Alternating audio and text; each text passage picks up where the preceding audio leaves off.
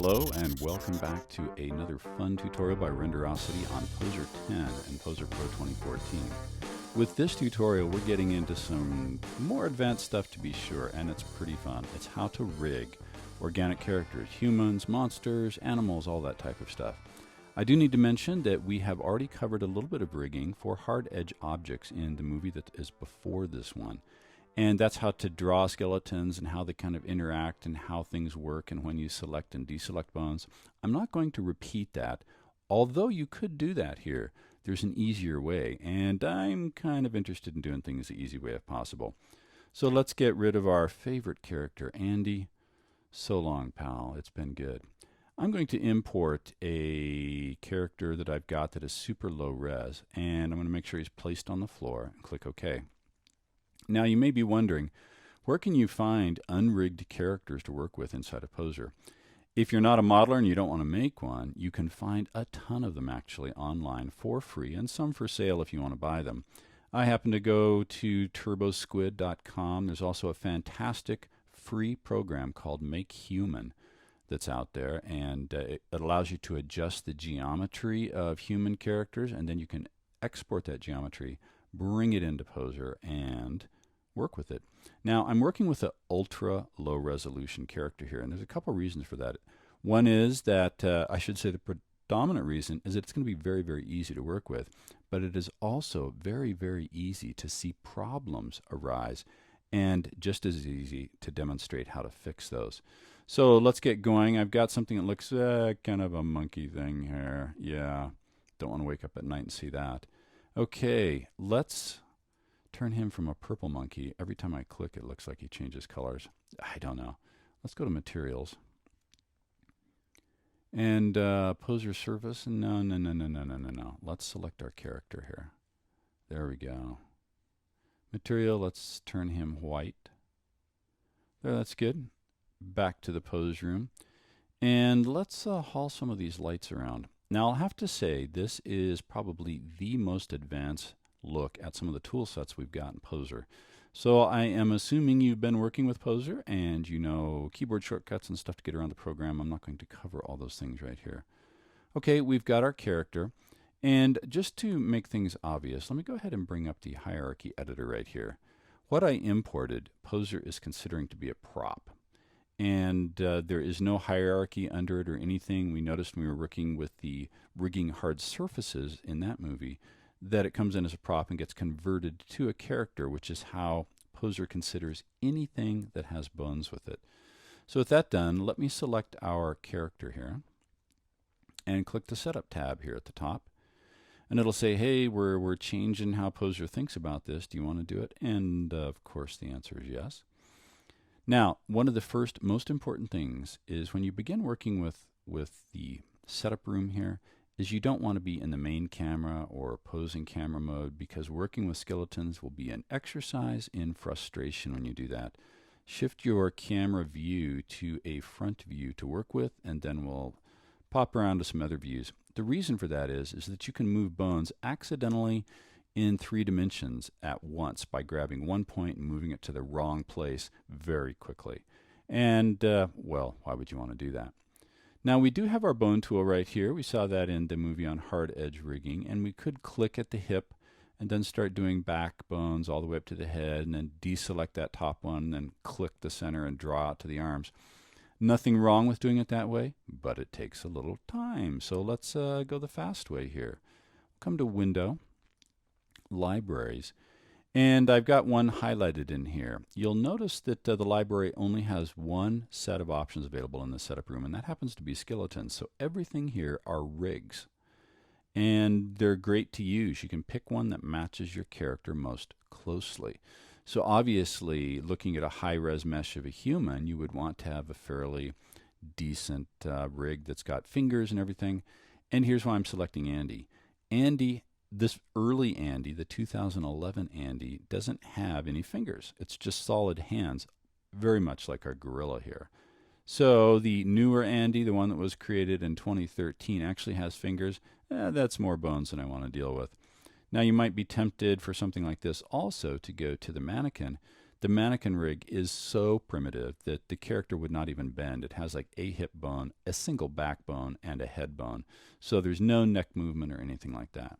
So coming back to Andy, and another reason to choose some of these pre-created rigs is that there are some morph dials built into them, so you don't have to create them.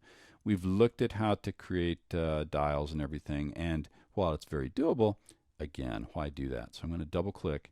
It'll say, hey, do you want to replace the skeleton, which is non-existent, with a new one? And the answer is yes. Now here's something that is important.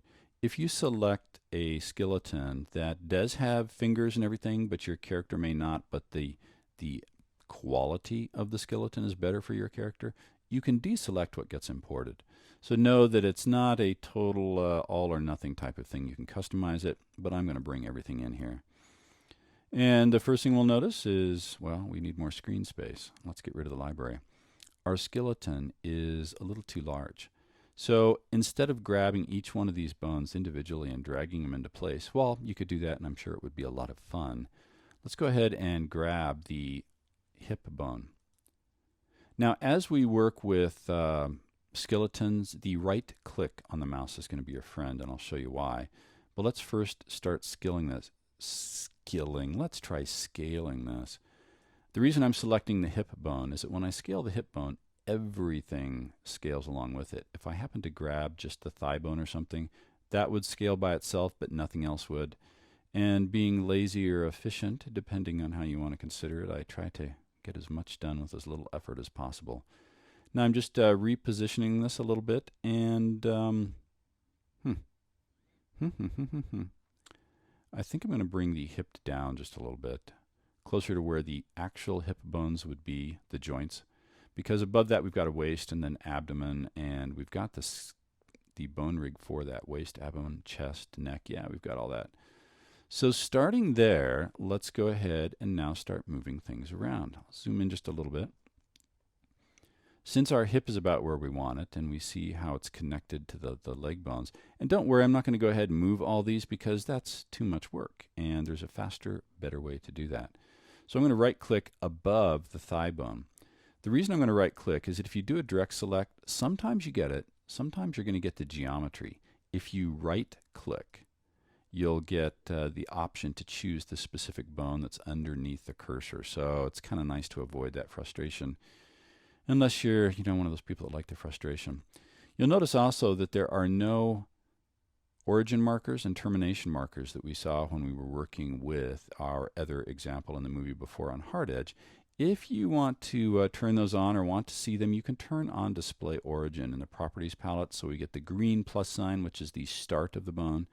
And we're not seeing the red one down there, but the most important thing is that, see my cursor turning into this little target?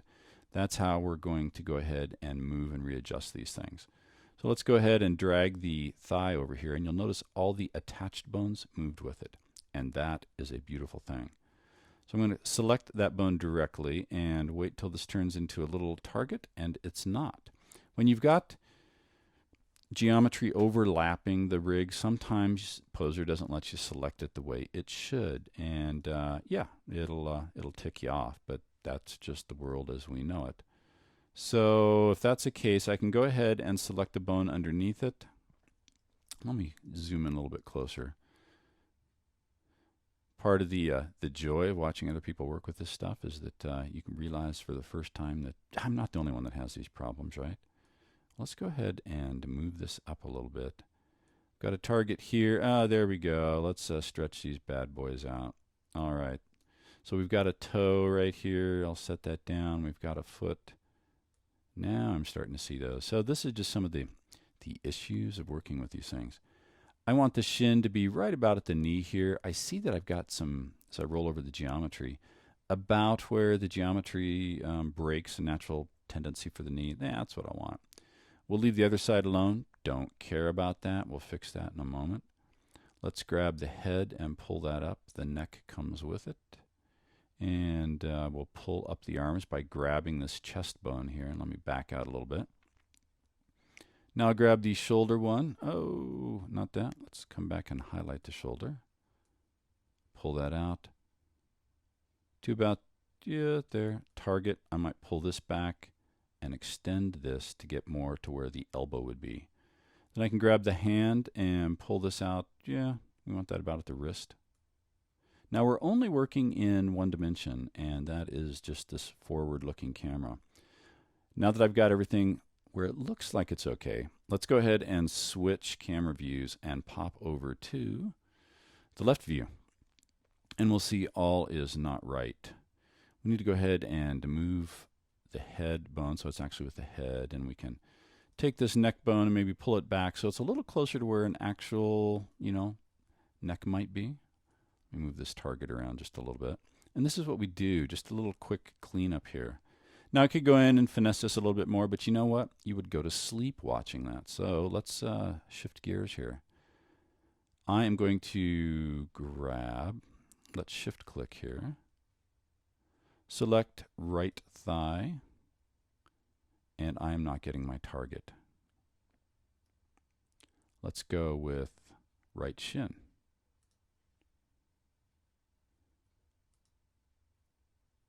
And it's still being particular. Let's turn on origin and see if that helps out. There we go. All right. And we see one of the feet is in the right place. We need to take, maybe with this shin highlighted, what I want to do is get this bone right about where the ankle is back here so it would bend believably and save us a bunch of headaches later on with the joint controls. So I'm moving that foot bone back. And I'm going to drag this out. Let's get the toe where the toe belongs up here. Didn't notice that from the front, right? All right. So this is pretty much okay. Let's shift right now and go to a camera style where we can see everything happening main camera. I know I said don't use this, but now we can orbit around it. And we see everything on the character's left side does not match the right. So we're going to do a shortcut. You can find it under figure. You can right click. But it's going to be, let's go with symmetry. Well, let's select the skeleton. That would be nice. Let's come to figure.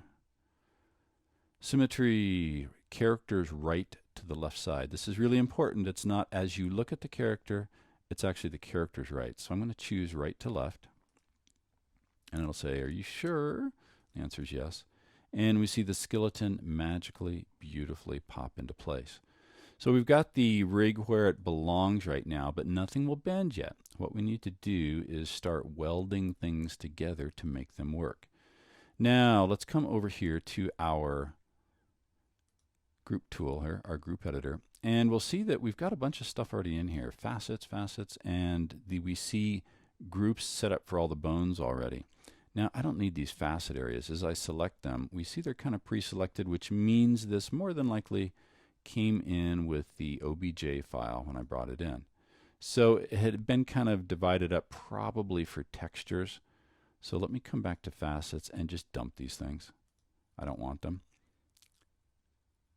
We could create them later or maybe do it for texture purposes.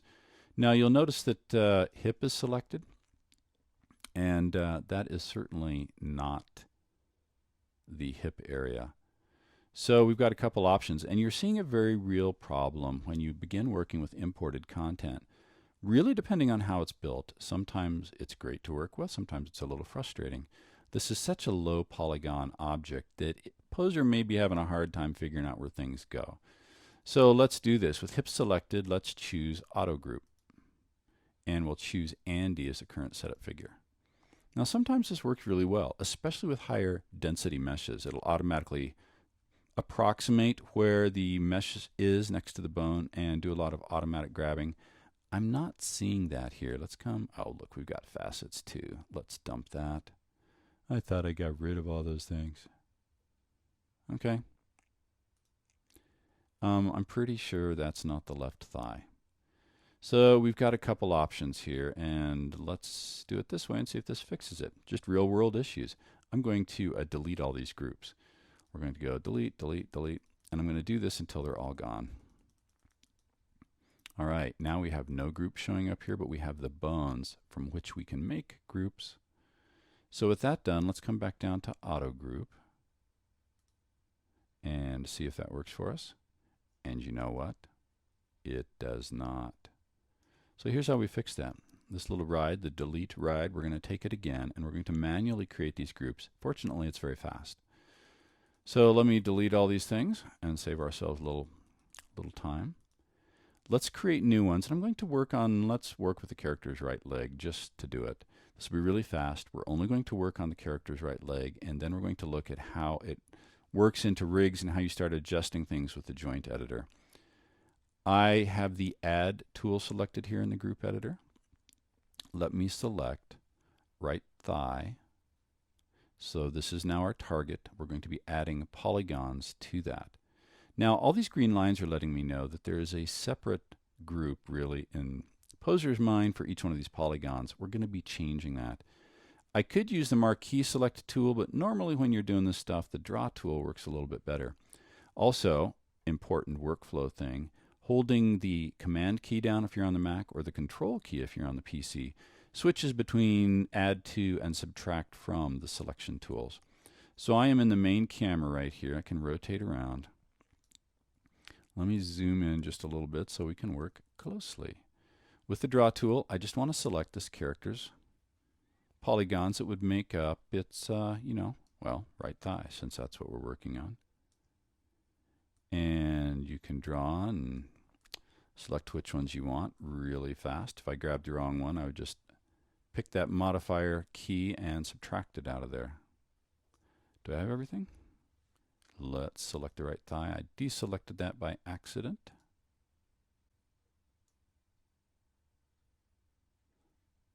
Okay, for some reason Poser wasn't selecting that. Let's go ahead and click here and add to that. So there's our thigh. Now the next important step is after you make a selection like this, you'll want to come over and use the Weld Group button. What this does is tell Poser that, and I usually accept the default tolerances right here. This tells Poser that, hey, we've got some specific polygons here that now have been all grouped into a section. And as I roll my mouse over it, you'll notice that all these sub-polygons made up in this group no longer highlight green. So let's do the thigh, or not the thigh, the shin real quickly. Right, shin. There we go. Same drill. We'll go ahead and add these things real quickly.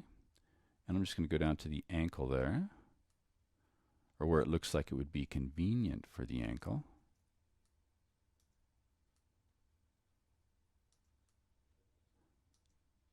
Super fast, super easy. If it's showing up green right now and it's in the lower portion of the leg, I want to grab it.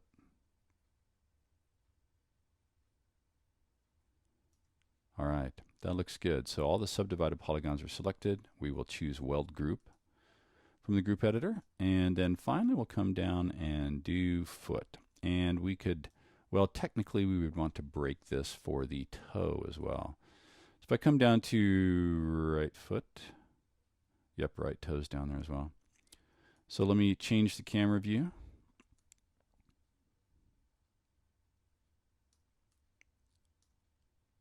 And this deselected again. So come back to right foot.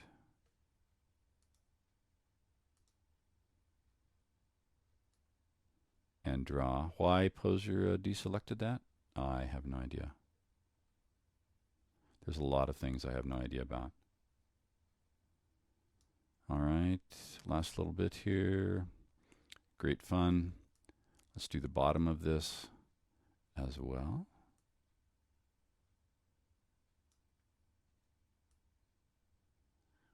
Super. Let's weld that, and then finally we'll do the toe. And this, of course, is why we're not doing the whole character, so you don't, take a nap. Get where I can see that a little bit better.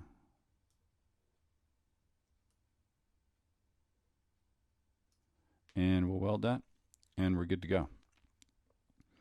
The next thing to do is to hop into our regular posing room. So let's go back to the pose room. I'll click that. And we're getting a warning right now that says, hey, there are polygons which have not been connected to a bone. I'm totally fine with that because we are just doing this smaller sample. But Pay attention to that warning if you think you have rigged your whole character and it's not looking correct. We've got a little problem right here, and that is that this leg, the right leg, is behaving badly right now. This is not uncommon. And it also looks like I've got a flyaway polygon right on here, which means that I missed something when I was setting up the rig. So let's come back to setup. I'm fine with that. Let's choose, let's zoom in here a little bit and see exactly what's getting missed. When I choose, oh, there we go. Look at that white line right there. Well, we're going to add that to the shin area. So group editor, we'll select that. We'll choose right shin. Possibly if I can read what's right in front of my face here. Okay, right shin up at the top. Yep, that was missed. So we'll add that and we will weld that group. All right, now I'm a happy camper. Let's come back to pose. And this warning again that we haven't selected all that. Let's see if this is still behaving badly, and it is. This is not uncommon. The easiest way to fix this is to come up to figure and zero figure. And this reorients the geometry as it was inside the pose room. All right, if we are going to start working with the character and posing it like we normally would, we could rename Andy if we wanted to, but I'll leave it that name right now. Let's choose body, body part, right shin. We see this highlight with red, normal for a character, and we can go ahead and bend. And we'll notice that as we do that, things are behaving badly again, and it looks like actually I missed some polygons there. So this is one of these stress tests where you start checking it and seeing. So let's come back to the setup room. We will come to right shin and let's get our group editor out. Yep, missed that. Okay, right shin selected. Let's add those. And I thought I was doing so good. Let's weld them. Okay, so that's all part of that group. Back in the pose room. We'll skip that warning. Let's go ahead and work with the bone tool. And let's zero the character here real quick, because it's being strange again since we went in there. There. All right, back to select right shin. And let's bend this thing. Okay, that's looking a little bit better. But we see some issues going on. Look at the back of the thigh here. As we continue the bend, it distorts badly there. So the next step is to go ahead and change that and work with it. And the way we can do that is coming back to the joint editor in the pose room here and working with it in a real world way where we can see it doing stuff. So let me go ahead and bend this a little bit.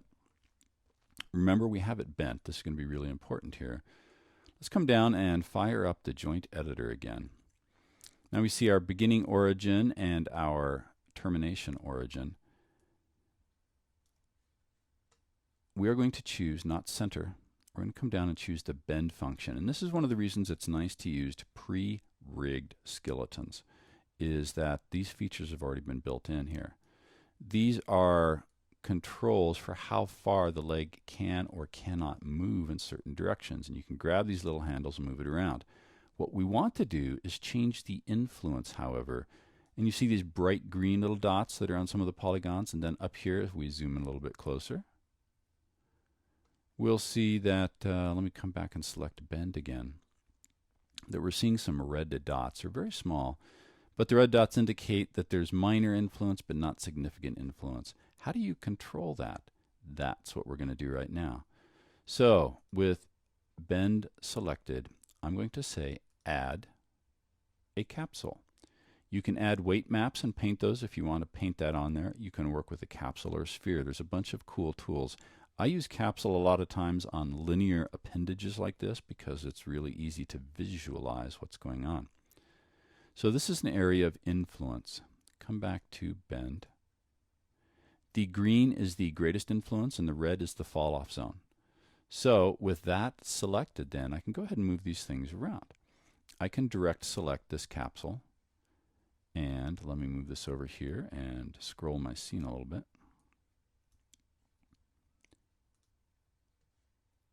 Let's move this just out of the way. All right, the radius. We can see now that we've got the inner material capsule right there. I can say, let's scale this thing a little bit. Overall, too large. So we're going to shrink it down. I can also move it around with the translate tools. The Y is working on the diagonal because it's compared to the bone itself. Let's select the outside influence area. Just too massively massive. And let's scale this down as well. And in space, let's move this on the Y-axis a little bit. Could say that's about as big as we want it. So what I want to do is select the green area here. Come back to bend. And it replaced everything. Probably because I had the area of influence too small. POSER is a little flaky sometimes when it does these things. I love it, I hate it all at the same time. Let's take the green influence, and we can see the, the leg behaving very oddly now. Yeah, I get my chuckles working with POSER characters. Okay. Now let's grab this outside area of influence. This needs to scale. And this needs to translate.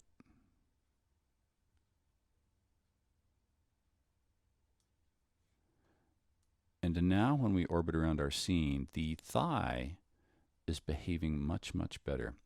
If we come back here and say, okay, let's grab the body part, right shin. When we grab the bend function right now, we can see that the thigh is not changing shape. Now you could modify this a little bit to get muscle flex if you want to do that. And this becomes a very rich and deep process depending on how realistic you want your character to appear. So we've kind of covered how to set up a rig, how to, I should say, import a character, use one of the pre-existing rigs to save time, especially when it comes to using the joint editor, and then how to modify the influence of the flex on the polygons itself. So you're going to have a blast working with the setup room and creating skeletons inside of POSER.